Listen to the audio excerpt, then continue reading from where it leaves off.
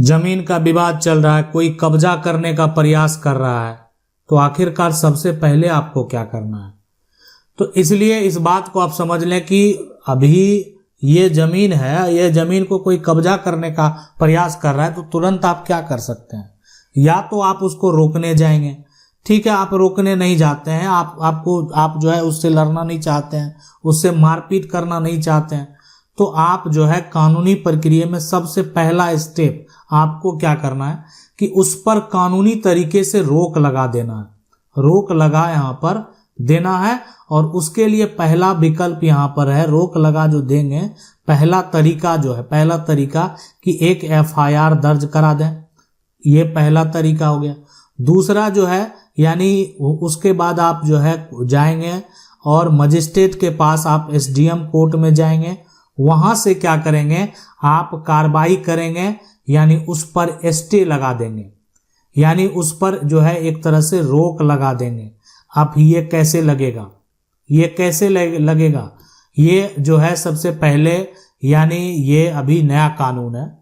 पहले आपको ये देखने को मिलता था CRPC में, CRPC की धारा जो पहले 144 लगता था, और ये जो धारा CRPC की जो धारा है जो पहले आप देखते थे 144, वो क्यों लगाया जाता था, यानी ये समझ लेना कि ये इसका मतलब ही था पहले कि ये तत्कालिक जो है, तत्कालिक यहाँ पर रोक, बस यही इसका काम है कि जो आप विवाद लेके जाएंगे और यहाँ पर लगेगा कि नहीं यहाँ पर कुछ समस्या हो सकता है, कुछ घटना घट सकता है, तत्कालिक रोक लगा दिया गया। ठीक है, यानी ये हो गया कि अर्जेंट एक आप केस जो है एक तरह से उस पर एक्शन लेना है।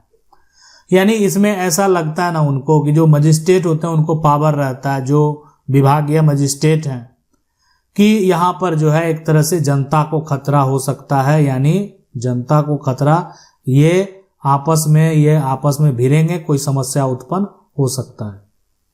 इसके अलावा जो है मान लेते हैं और किसी प्रकार का संपत्ति की हानि, जो भी कारण है, ठीक है, संपत्ति की हानि, ये सभी के लिए, या आप कह सकते हैं मारपीट की आशंका। ठीक है, मारपीट की आशंका, मारपीट हुआ नहीं, मारपीट की यहाँ पर जो है ना आशंका है यहाँ पर, तो ये सभी की संभावना, यानी ये सभी की संभावना के लिए जो है तत्काल इस पर धारा 144 जो है लगा दिया जाता था पहले CRPC की। लेकिन आ गया नया कानून, नया कानून में ये जो है यहाँ पर अब हो गया BNSS, यानी अब भारतीय नागरिक सुरक्षा संहिता है, जो नागरिक है उसका सुरक्षा के लिए जो कानून है वो हो गया धारा 163, BNSS की धारा 163, वही हुआ। यहां पर भी क्या है, वो यहां पर भी क्या हो जाएगा, तत्कालिक रोक, बस तत्कालिक रोक लगेगा। और इसमें जो एक तरह से पावर दिया गया है वो जिला के जो मजिस्ट्रेट हैं, है ना, जिला यहाँ पर जो मजिस्ट्रेट हैं उनको पावर है।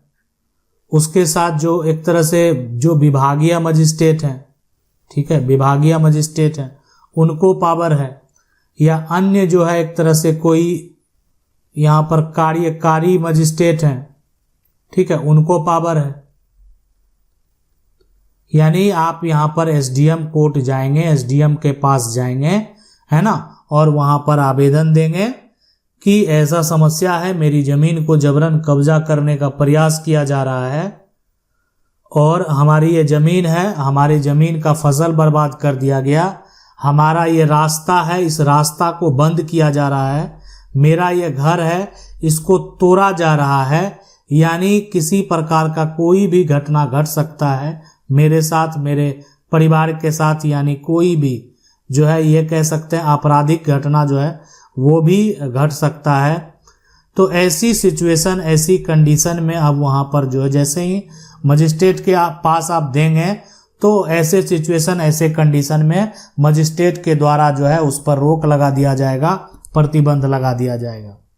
ये है यहाँ पर जो है एक तरह से स्टे लेने का प्रक्रिया। अब सबसे बड़ी बात है यहाँ पर कि ये कब तक लगा हुआ रहेगा, ये समस्या का हल निकलेगा इससे। देखें, समस्या का हल तो निकलने के ऊपर है, एक जजमेंट तो आपके पक्ष में आएगा ही, यानी जो सही होगा, जो व्यक्ति सही होगा उसके पक्ष में तो आदेश होगा ही और उस आदेश का मान्यता है। लेकिन ये जो है अधिकतम 2 महीना तक रहेगा। ठीक है, अधिकतम यहां पर रहेगा कब तक? 2 महीना। 2 महीना के बाद फिर क्या होगा? उसके बाद जो आपके पक्ष में आदेश आ गया वो नहीं मानेगा तो आगे कानूनी प्रक्रिया में आप जाएंगे।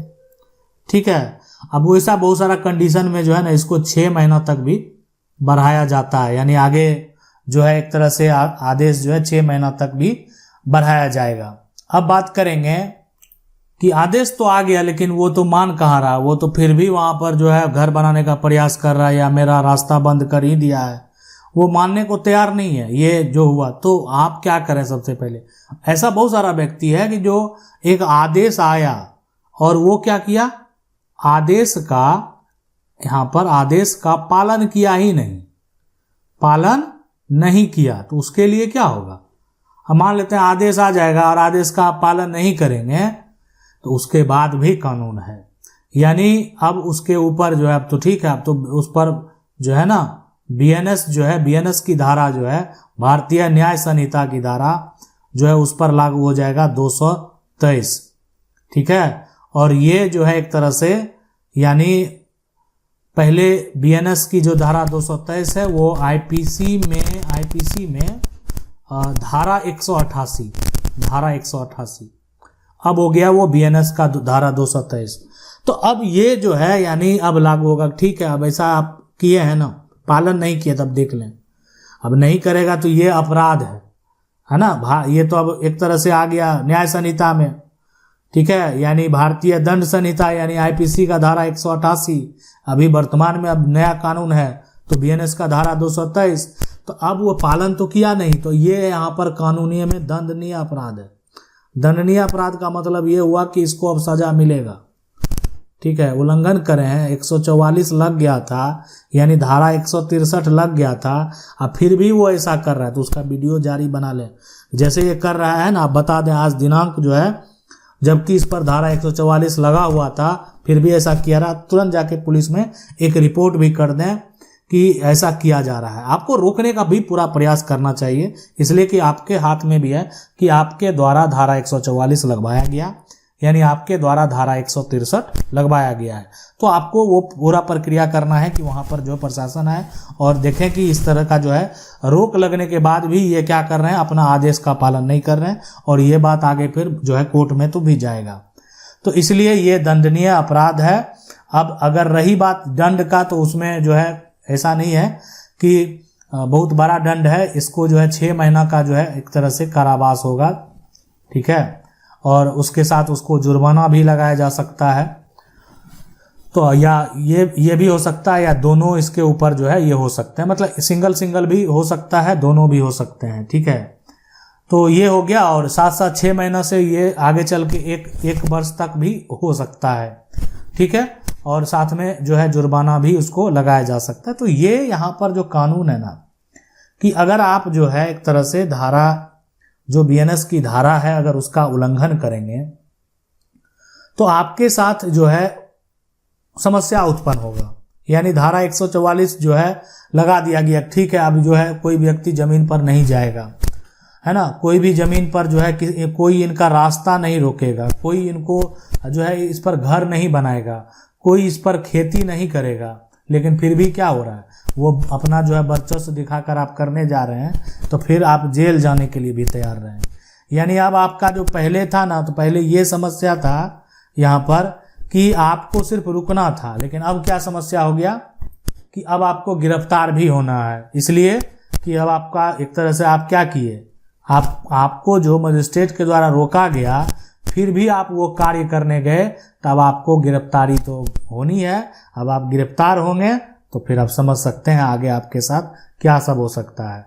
तो इसलिए कभी भी धारा 163 जब लग जाए, जब ये जो है ना मजिस्ट्रेट के पास से एसटी आ जाए, तो आपको क्या करना है कि रुक जाना है, आपको किसी भी प्रकार का कोई भी कार्य नहीं करना है।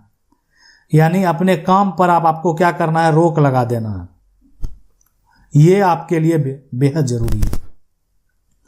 तो ये है पूरा प्रक्रिया, यानी कब्जा जो है देखें इस तरीके से। अब तो मान लेते हैं कि जब वो ज़मीन पर जो है पोजीशन ले ही नहीं पाएगा तो कब्जा भी खाली होगा, और अगर किसी प्रकार की गड़बड़ी है तो उसका भी जो है सुधार होगा।